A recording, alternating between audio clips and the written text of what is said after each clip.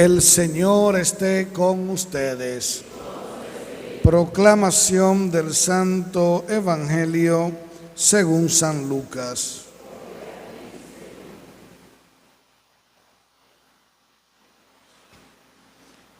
Una vez que Jesús estaba orando solo, lo acompañaban sus discípulos y les preguntó: ¿quién dice la gente que soy yo? Ellos contestaron: unos que Juan el Bautista, otros que Elías, otros dicen que ha resucitado uno de los antiguos profetas. Él les preguntó: ¿y ustedes, quién dicen que soy yo? Pedro respondió: el Mesías de Dios.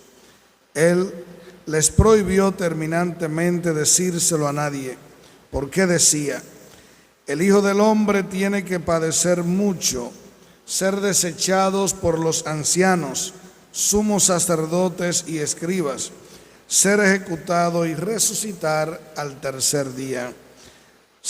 Entonces decía a todos: si alguno quiere venir en pos de mí, que se niegue a sí mismo, tome su cruz cada día y me siga. Pues el que quiera salvar su vida la perderá, pero el que pierda su vida por mi causa la salvará. Palabra del Señor.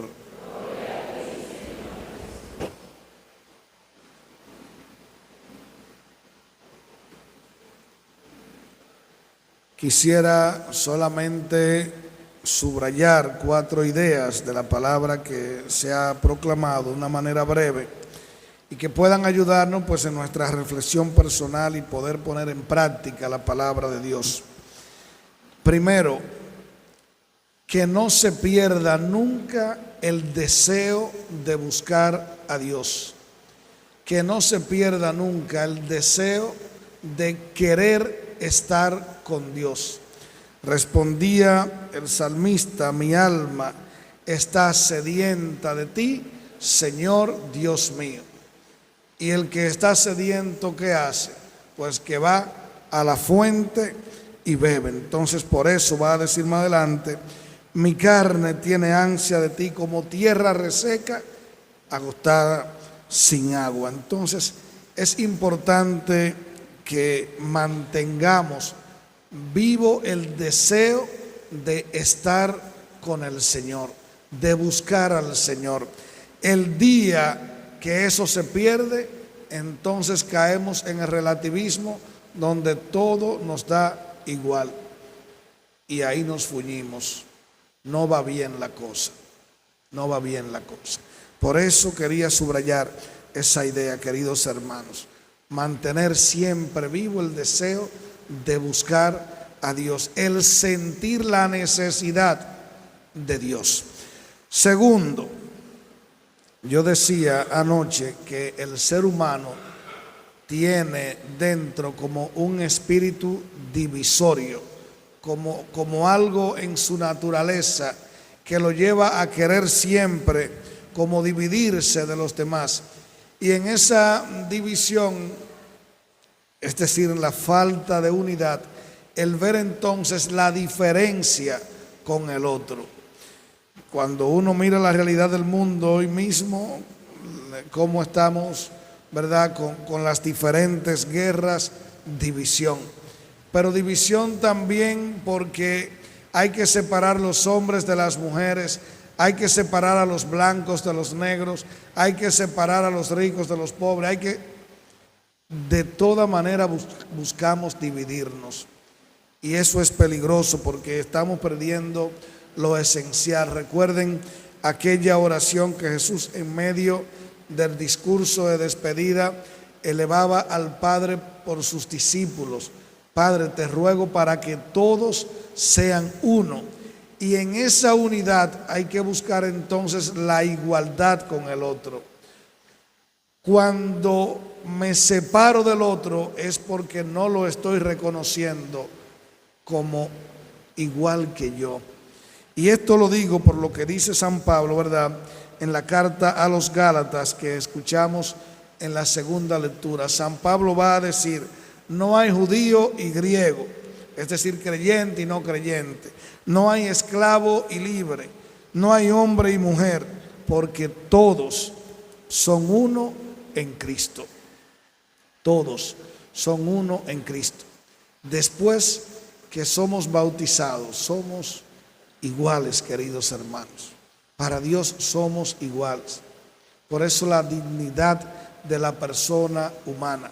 Nosotros podemos separarnos, dividirnos, podemos ponernos por rango como sea, pero para Dios todos somos iguales. Y por eso San Pablo va a decir, ustedes son descendencia de Abraham, es decir, en ustedes ha sido sembrada la semilla de la fe y por lo tanto entonces son herederos de la promesa. Como herederos estamos todos llamados a salvarnos. Ninguno por delante o por detrás de nadie. Todos estamos llamados a salvarnos. Quizá, ¿verdad? Sería bueno que nosotros pues le pidamos esa gracia al Señor de quitar la barrera que nosotros mismos ponemos y que nos hace entonces separarnos o diferenciarnos de los demás. Tercero, en los evangelios sinópticos hay una pregunta que hace Jesús a sus discípulos y que marca el itinerario de cada evangelista. Generalmente se coloca por mitad del evangelio. ¿Quién dice la gente que soy yo? Jesús quiere saber, ¿verdad?, lo que se va diciendo de él, qué están hablando sobre él. Y la respuesta que los discípulos dan de lo que escuchan hablar sobre Jesús, pues a Jesús no le satisface. Porque a Jesús lo están comparando con uno de los antiguos profetas. Unos dicen que tú eres Juan el Bautista, otros dicen que tú eres Elías, y por así ahí lo que decía la gente. Pero Jesús cambia la pregunta. ¿Y ustedes quién dicen que soy yo? Y es la pregunta que Él nos hace hoy a nosotros. Ustedes, tú, ¿quién dice que soy yo? O quizás la podríamos plantear de una forma más fácil, ¿verdad? ¿Quién es Jesús para mí? Una pregunta que debemos hacernos nosotros constantemente. ¿Por qué? Porque va a marcar mi relación con Jesús. El cómo yo actúe va a depender de quién es Jesús para mí. Eso es importante, queridos hermanos. Es importante.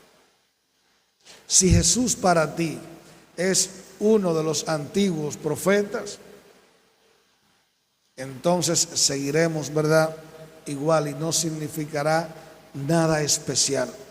Pero si Jesús para ti, como dice Pedro, es el Mesías de Dios, o como lo dice en el Evangelio de Mateo, tú eres el Cristo, el Hijo de Dios vivo, es decir, el Salvador, entonces va a actuar diferente. Porque reconociéndolo a Él como tu Salvador, va a entregarte a Él.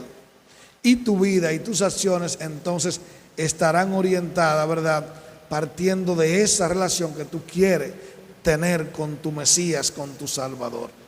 Entonces, no dejemos de hacernos nunca esa pregunta de quién es Jesús para mí. Cuarto, el seguimiento. Jesús termina el evangelio de hoy hablando de seguirlo a Él.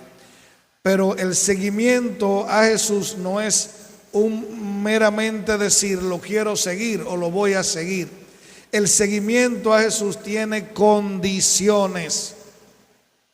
Y Jesús la plantea las tres condiciones fundamentales en ese último versículo.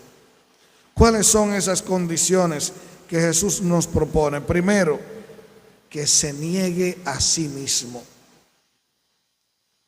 Uno podría decir, eso es fácil de escucharlo, ¿verdad? El que quiera venir en pos de mí, que se niegue a sí mismo. humanamente hablando, es muy difícil, muy difícil. Recuerden que la palabra yo viene del griego ego, ego. ¿Y cuál palabra nosotros usamos con el ego? ¿Verdad? El egoísmo del ser humano. Nosotros queremos muchas cosas para nosotros. Entonces es muy difícil el poder negarse a sí mismo, el poder dejar sus deseos, sus pasiones, las cosas que quiere como a un lado para darle paso entonces a la de Cristo. No es fácil. La segunda condición, tomar la cruz, tomar la cruz. Cargar con esa situación difícil que la vida te ha propuesto de una u otra manera. No es fácil el cargar la cruz. Nosotros queremos el camino de la rosa, ¿verdad? Pero no el de las espinas. Por eso, cuando Jesús dice que Él va a padecer mucho, que va a ser desechado, los discípulos no lo entienden esto, ni siquiera lo quieren creer. Porque ¿cómo eso te puede pasar a ti? Jesús estaba cargando con su cruz. Y por eso tiene que irse a la montaña y transfigurarse delante de ellos para decirle, no es la cruz el final, es esto que les muestro. Pero hay que cargar la cruz. Y es importante también, ¿verdad?, que uno se dé cuenta cuál es esa cruz que tiene que cargar. Porque es lo que nos va a ayudar a despojarnos de ese egoísmo y de tantas cosas que van marcando al ser humano y que quieren como que nosotros pues seamos cada vez más grande y más importante y superior entonces a los demás. Y tercero, pues el que nosotros podamos dejar a un lado la lógica humana y asumir la lógica divina, la lógica de Cristo. Termina el Evangelio diciendo, el que pierda su vida por mi causa, ese es el que la va a salvar. Humanamente eso nosotros no lo entendemos, no lo entendemos. Porque nosotros nos vamos con la primera, el querer salvar la vida. Y por eso buscamos seguridades y por eso buscamos mil cosas, ¿verdad?, para querer estar bien. Pero queriendo salvar la vida, entonces Jesús nos dice que la perdemos, que la perdemos. Pero cuando la vamos dando y nos vamos gastando por Jesús, por su causa, por el Evangelio, entonces es que la vamos a salvar. ¿Por qué? Porque Jesús no se limita a este mundo. La lógica divina no se limita a este mundo. Y nosotros estamos limitados, ¿verdad?, a estos días que el Señor nos está permitiendo vivir aquí en la tierra. Y sería la cosa más fatal, porque cuando termine nuestra peregrinación aquí en la tierra, entonces ahí se acabó todo. Y no, tenemos que vislumbrar ese más allá. Y por eso entonces entrar a la lógica divina. El perder la vida para este mundo es ganarla para Dios. Por lo tanto, asegurar un puesto en la eternidad, donde ya no habrá fin. Por eso se llama la vida eterna. Así que pidámosle al Señor esa gracia de nosotros estar decididos a seguirlo a Él, negándonos a nosotros mismos, cargando con nuestra cruz, cambiando nuestra lógica por la de Él, pero sobre todo entregándole nuestra vida a Él, para que Él haga de nosotros hombres y mujeres que estemos dispuestos a servirle y a seguirle siempre. Que el Señor nos bendiga.